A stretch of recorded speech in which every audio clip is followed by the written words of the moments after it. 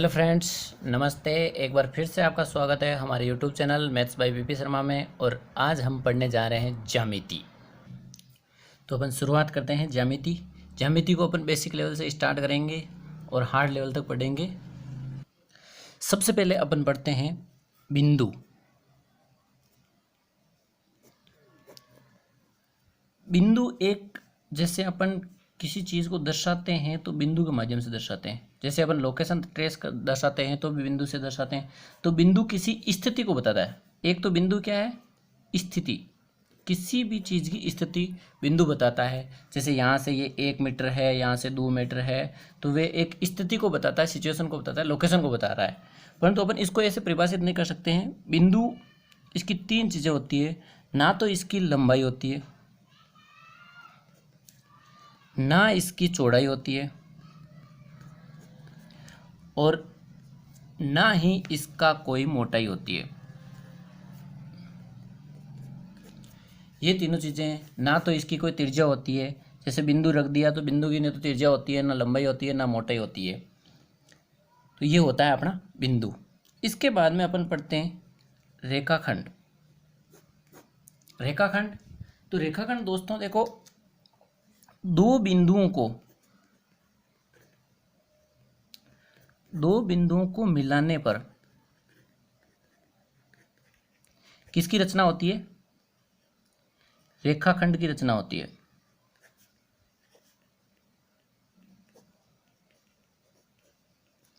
तो जैसे दो बिंदु है, इन दोनों को मिला दिया तो ये एक क्या हो गया? रेखाखंड। इसकी लंबाई क्या होती है? फिक्स होती है, फिक्स लेंथ होती है। अगले अपन पढ़ते हैं रेखा। क्या पढ़ते हैं? रेखा। तो रेखा क्या होती है? अगर कोई भी लाइन है उसको दोनों तरफ बढ़ाया जा सकता है। दोनों तरफ कितनी भी लंबाई तक बढ़ाया जा सकता है। इसकी लंबाई तो होती है, परंतु चौड़ाई व मोटाई नहीं होती है। यह होती है अपने रेखा। इसी की अगली स्टेप है अपने लिए किरण। किरण क्या होती है? जिसको एक ही साइड में बढ़ाया जा सकता है। एक ही तरफ इसे आप बढ़ा सकते हो, दोनों तरफ नहीं बढ़ा सकते। तो ये क्या होती है? किरण। ये तो आपने छोटी छोटी चीज़ें देख ली है। अब देखो, अपन रेखा के बारे में पढ़ते हैं।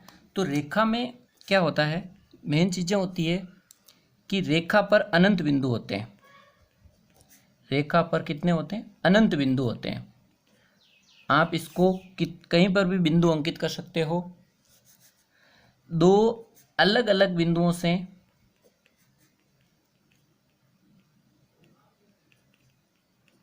एक रेखा खींची जा सकती है। जैसे यहाँ पे दो बिंदु है तो इनसे आप एक ही रेखा खींच सकते हो, इनसे होते हुए गुजरने वाले। अगली है, दो भिन्न रेखाओं में एक से अधिक उभयनिष्ठ बिंदु नहीं हो सकते हैं। जैसे दो रेखाएं हैं तो ये आपस में कहीं काटेगी तो एक ही बिंदु पे काटेगी। तो उभयनिष्ठ बिंदु कितना हो सकता है? दो अलग अलग रेखाओं पर एक बिंदु उभयनिष्ठ हो सकता है, एक से ज़्यादा उभयनिष्ठ बिंदु नहीं हो सकता। उभयनिष्ठ का मतलब होता है कॉमन। कॉमन बिंदु एक ही हो सकता है दो रेखाओं का। इसकी अगली कड़ी में अपन पढ़ते हैं कोण। ज्यामिति में सबसे इंपॉर्टेंट चीज़ है कोण और कोण के प्रकार। तो अपन यहाँ पे विस्तृत रूप से इस कोण को और कोण के प्रकार को पढ़ेंगे।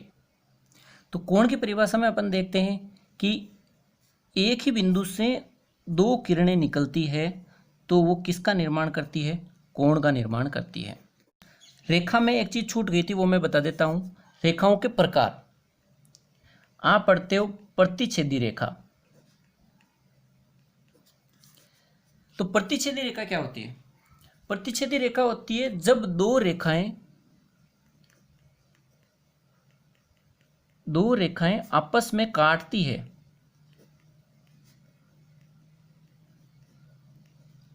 जैसे आप इसको समझते हो तो एक लाइन ये, एक लाइन ये, तो ये रेखाएं कौन सी रेखा है? प्रतिच्छेदी रेखाएं। अपन दूसरी रेखा के बारे में पढ़ते हैं। तो दूसरी रेखा होती है समांतर रेखा। समांतर रेखा में अपन पढ़ते हैं तो समांतर रेखा होती है, दो लाइनें होती है जिनके बीच में दूरी हमेशा ही समान रहे। इनके बीच की दूरी है जो परिवर्तित नहीं होनी चाहिए, और ये आपस में जाकर के कहीं भी आगे जाकर के काटती नहीं है। तो एक तो इम्पोर्टेंट प्रश्न है, काटती नहीं है, और दूसरी है दूरी समान होनी चाहिए दोनों के बीच में, तभी ये समांतर रेखा होगी। और एक रेखा और आती है, वैसे वो इम्पोर्टेंट नहीं है परंतु अपन इसको देख लेते हैं। कहीं कहीं नाम आता है संगामी रेखा। संगामी रेखा होती है, संगामी रेखा वे रेखा होती है जो एक ही बिंदु से गुजरती है। एक बिंदु से अगर ये रेखा गुजर रही है, ये रेखा गुजर रही है, ये रेखा गुजर रही है, तो ये सब रेखाएं कौन सी है? संगामी रेखाएं हैं। इसका मतलब इसमें एक उभयनिष्ठ बिंदु होगा, उभयनिष्ठ बिंदु होगा। तो अपने लिए रेखा के लिए इतना ही है। अब अपन पढ़ते हैं कोण को विस्तृत। कोण, एंगल, जिसे आप इंग्लिश में कहते हो एंगल। तो इसमें अपन पढ़ेंगे विभिन्न प्रकार के कोण। तो एक नंबर है न्यून कोण। न्यून कोण क्या होता है कि जो कोण 90 डिग्री से कम हो, या आप कह सकते हो 0 से 90 डिग्री, 90 डिग्री तक नहीं बोल सकते आप इसको, 89 डिग्री तक के कोण, वो सभी क्या होंगे? न्यून कोण होंगे। या आप इसको कह सकते हो 90 डिग्री से छोटे, 90 डिग्री से छोटे जितने भी कोण होंगे वो सब क्या होंगे? न्यून कोण होंगे। दूसरा आप देखते हो समकोण। समकोण देखते हो तो समकोण क्या होता है? 90 डिग्री का कोण होता है, वो क्या होता है? समकोण होता है। तीसरा आप देखते हो, तीसरा होता है आपके लिए अधिक कोण।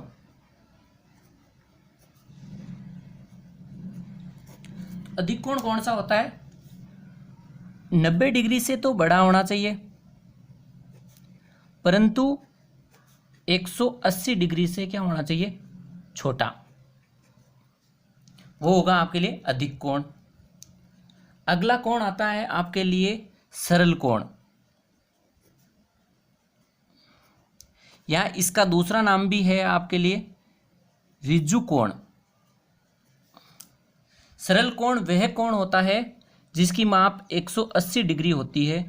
तो 180 डिग्री का कोण क्या कहलाता है? सरल कोण कहलाता है। इससे अगला कोण है वृहत कोण, जिसको प्रतिवर्ती कोण भी कहा जाता है, रेफ्लेक्स एंगल। जो कोण 180 डिग्री से तो बड़ा होना चाहिए परंतु 360 डिग्री से क्या होना चाहिए? छोटा होना चाहिए। तो वो क्या होगा? वृत्त कोण। अब अगला कोण आता है आपके लिए पूर्ण कोण। पूर्ण कोण वह कोण होता है जिसकी माप 360 डिग्री होती है। अब अगला अपन कोण समझते हैं पूरक कोण, या इसको आप अनुपूरक कोण भी कहते हो।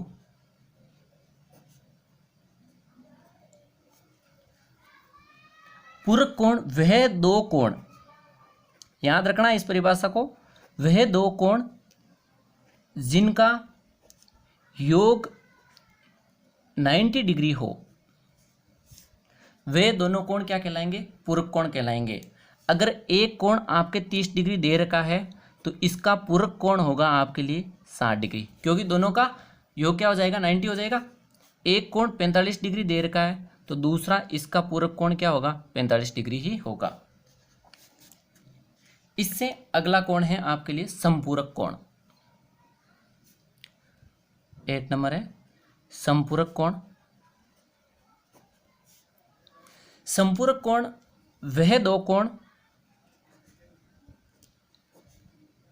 जिनका योग 180 डिग्री हो,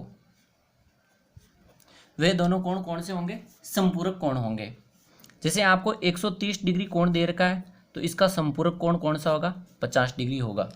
आप इसको ऐसे भी याद कर रख सकते हो, समपूरक और पूरक, इसमें से छोटा नाम है पूरक, इसलिए इसका योग कितना होना चाहिए? 90 डिग्री। समपूरक ये बड़ा नाम है, इसलिए इसका योग कितना होना चाहिए? बड़ी वाली मात्रा। तो 180 डिग्री कौन सा होगा? संपूरक। और पूरक होगा वो कौन सा होगा? 90 डिग्री के लिए।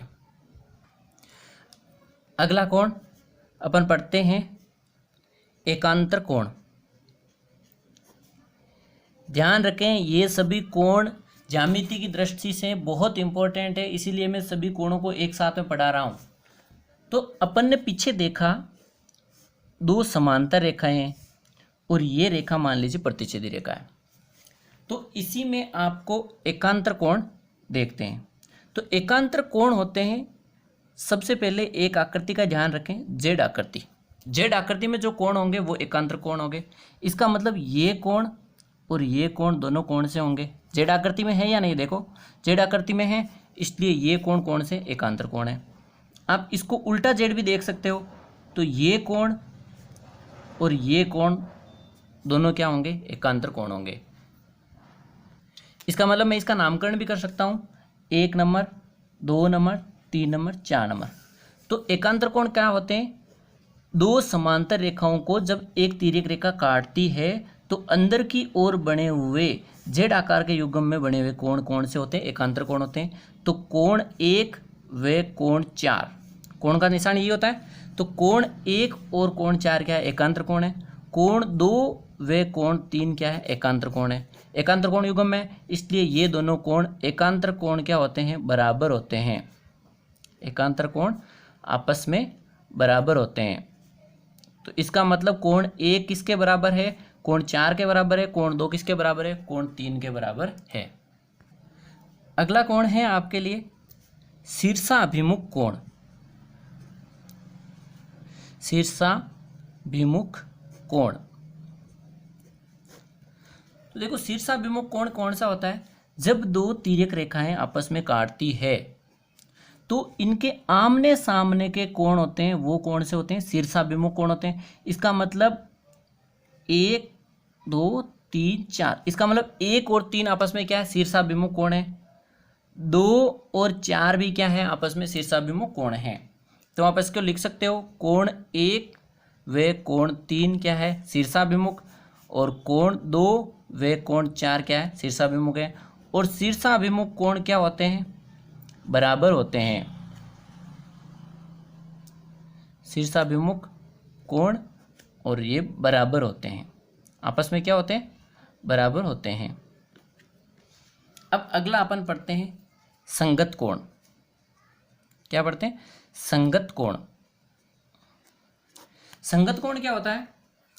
जब दो समांतर रेखाओं को कोई तिर्यक रेखा काटती है, जब दो समांतर रेखाओं को एक तिर्यक रेखा काटती है तो एक ही ओर बने हुए कोणों को क्या कहा जाता है? संगत कोण कहा जाता है। जैसे अपन इसको देखते हैं, 1 2 3 4 5 6 7, इसको 8 दे दो, इसको 7 दे देते हैं। तो इसका मतलब कोण 1 और कोण 5 क्या है? कोण 1 और 5 है जो संगत कोण है। कोण 2 और कोण 6 क्या है? ये भी आपस में संगत है। कोण 2 व कोण 6 भी संगत है। ये देखो लाइन के एक ही ओर बने होने चाहिए। ये नहीं है कि आप इस लाइन के ऊपर वाले को देख रहे हो, नीचे वाले नहीं देख सकते। लाइन के एक ही ओर बने होने चाहिए, और ऊपर है तो ऊपर, नीचे है तो नीचे। तो 1 और 5 हो गए, 2 और 6 हो गए, तो 4 और 8 भी तो होगा। तो कोण 4 व कोण 8, कोण 3 व कोण 7, ये सब क्या है? संगत कोणों का युग्म है। और संगत कोण भी आपस में क्या होते हैं? बराबर। इसका मतलब कोण 1 किसके बराबर है? कोण 5 के बराबर है। कोण 2 6 के बराबर है। कोण 4 8 के बराबर है। कोण 3 किसके बराबर है? 7 के बराबर होगा। इसमें एक इंपॉर्टेंट बात यह है कि जब तिर्यक रेखा काटती है तो इसके अंदर बने हुए कोण, कोण 4 और कोण 5 का योग हमेशा क्या होगा? संपूरक, या आप किसको कहते हो? 180 डिग्री इन दोनों का योग होगा। अगला आपके लिए है, इसको कहते हैं रेखिक युग्म। रेखिक युग्म कौन कौन सा होता है? जब एक ही रेखा पर दो आसन कोण बने होते हैं। आसन कोण होने चाहिए, दोनों पास पास में होते हैं और उन दो आसन कोणों का योग क्या होता है? 180 डिग्री। तो वो क्या होता है? रेखिक युग्म होगा। अब आसन कोण अपन देखते हैं, किसी भी त्रिभुज को मान लीजिए, आप त्रिभुज देखते हो, उसमें आप आसन कोण देखते हो, तो इसका मतलब, आसन का मतलब होता है पास वाला कोण। इसका मतलब इसके 1 2 3, 2 का आसन कोण कौन सा है? 3, और इधर कौन सा है? 1। अब आप चतुर्भुज देखते हो, इसमें आपको आसन कोण सम्मुख कोण का पता चलेगा। तो देखो, इस कोण के आसन कोण हैं ये और ये, 1 2 3 4। तो 1 के आसन कोण कौन से हैं? 2 और 4, परंतु 1 का सम्मुख कोण कौन सा है? 3। तो सम्मुख, सम्मुख इसका मतलब सामने होना चाहिए मुख। सामने मुख किस किस का है? 1 और 3 का। तो 1 और 3 और 2 और 4, ये दो जोड़े क्या है? सम्मुख कोण के हैं। आप इसको आसन कोण देखते हो, तो आसन कोण कौन से हैं? 1 का आसन कोण है 2 और 4, 2 का आसन कोण है 3 और 1। इसी तरह आप इनके आसन कोण भी देख सकते हो। तो जो कोण अपन ने पढ़े उसके आधार पर मैं आपको एक सवाल समझा देता हूँ। ये आपको 2 समांतर लाइनें दे रखी है प्रश्न में, और ये कोण आपको दे रखा है 120 डिग्री। तो आपको बाकी के कोण निकालने हैं। तो देखो, ये एक समांतर रेखा है, तो इसमें कौन सा काम आ रहा है? रेखिक युग्म काम आ रहा है या नहीं आ रहा है? रेखिक युग्म, क्योंकि एक लाइन पे 2 आसन कोण है, इसका मतलब ये 120 है, तो ये कितना होगा? 180 में से घटा दो, दोनों का योग कितना होना चाहिए? 180। तो ये होगा आपके लिए 60। तो देखो, इसको अपन देखते हैं, तो ये 60 है, तो ये 60 होना चाहिए या नहीं होना चाहिए? क्यों? क्योंकि ये इसके शीर्षाभिमुख कोण है, तो ये इसका 60 होना चाहिए। अब देखो, इस जेड की आकृति से मैं आपको एक कोण और समझा देता हूँ। ये जेड की आकृति बन रही है, इसका मतलब ये 60 है, तो ये आपके लिए क्या होगा? 60 होगा या नहीं होगा? अब देखो, ये 120 है, इसका मतलब ये भी 120 होगा या नहीं होगा? ये शीर्षाभिमुख है। ऐसे देखो तो, और अगर ऐसे देखो तो ये दोनों अंत्य कोण है, अंत्य कोणों का योग कितना होता है? 180 डिग्री। इसका मतलब 60 और 120 होना चाहिए या नहीं होना चाहिए? तो ये 60 है, ये 120 है, इसका मतलब ये दोनों क्या हुए? संगत कोण हुए या नहीं हुए? तो ये भी 120 होगा। संगत कोण आपस में बराबर होते हैं, तो ये 60 है, तो ये 60 होगा, क्योंकि ये भी संगत कोण है। अब ये 120 है, तो ये 120 डिग्री होगा, क्योंकि ये आपस में शीर्षाभिमुख कोण है। तो इस प्रकार से आप किसी भी प्रश्न को हल कर सकते हो, अगर आपको परिभाषाएं अच्छे से आती है तो इसलिए आप इसको गौर से देखें। अब इसी कोण से संबंधित आपके लिए एक टॉपिक और आता है, अंत्य कोण और बहिष्कोण। तो अंत्य कोण का मान और बहिष्कोण का मान अपन बहुभुज के लिए निकालना सीखते हैं। तो इसके लिए आपको 2 सूत्र याद रखने हैं। देखो, समबहुभुज, समबहुभुज का मतलब है, बहुभुज का मतलब तो पहले होता है कि ज़्यादा भुजाओं का जो गिरा हुआ स्थान होता है वो बहुभुज होता है। सम का मतलब है समान, उनकी भुजाएं क्या होनी चाहिए? समान। तो उसके लिए अंत्य कोण का मान, उसका सूत्र होता है आपके लिए 2n-4 × 90 डिग्री। और आपको यहीं पे पूछ ले प्रत्येक अंत्य कोण का मान, समबहुभुज में प्रत्येक अंत्य कोण का मान आपके लिए होता है 2n-4 / n × 90। n क्या है? n है जो है भुजाओं की संख्या, भुजाओं की संख्या। तो आप इससे अंत्य कोण और प्रत्येक अंत्य कोण का मान निकाल सकते हो। अब बहिष्कोण, समबहुभुज के लिए सभी बहिष्कोण का मान हमेशा ही फिक्स होता है, वो होता है 360 डिग्री। और प्रत्येक बहिष्कोण, प्रत्येक का नाम आते ही आपको क्या करना है? प्रत्येक का नाम आते ही इसमें आपको भुजाओं की संख्या का भाग दे देना होता है। प्रत्येक बहिष्कोण क्या होगा? 360/n। n क्या है? भुजाओं की संख्या है। तो आप इससे एक प्रश्न को भी हल कर सकते हो। तो अपन निकालते हैं पंचभुज के लिए। किसके लिए? पंचभुज के लिए। तो भुजाओं की संख्या 5 हो जाएगी, अपन निकालते हैं अंत्यकोण। तो 2 × 5, n का मान 5 माइनस 4 इंटू क्या हो जाएगा 90। 5 को 2 से मल्टीप्लाई करोगे, पहले गुणा होता है, पहले सबसे पहले भाग होता है, उसके बाद में गुणा और इसके बाद जोड़ बाकी होती है। तो 10 माइनस 4 इंटू 90। तो इस कोष्टक को हल करना पड़ेगा। 10 में से 4 गया 6, 6 इंटू 90 क्या हो जा 540 डिग्री। इसका मतलब पंचभुज के अंत्यकोणों का मान कितना होगा 540। अगर एक अंत्यकोण का मान पूछ ले तो 540 में आप किसका भाग दे दोगे, 5 का भाग दे दोगे, तो क्या आएगा 108 डिग्री। 108 डिग्री आ गया। तो ये है प्रत्येक अंत्यकोण का मान, ये है अंत्यकोण का मान, टोटल अंत्यकोणों का मान ये है। अब आपको पूछ ले अंत्यकोण दे दे या बहिष्कोण दे दे और उसमें भुजाओं की संख्या भी पूछी जा सकती है, तो आप इससे भुजाओं की संख्या भी ज्ञात कर सकते हो।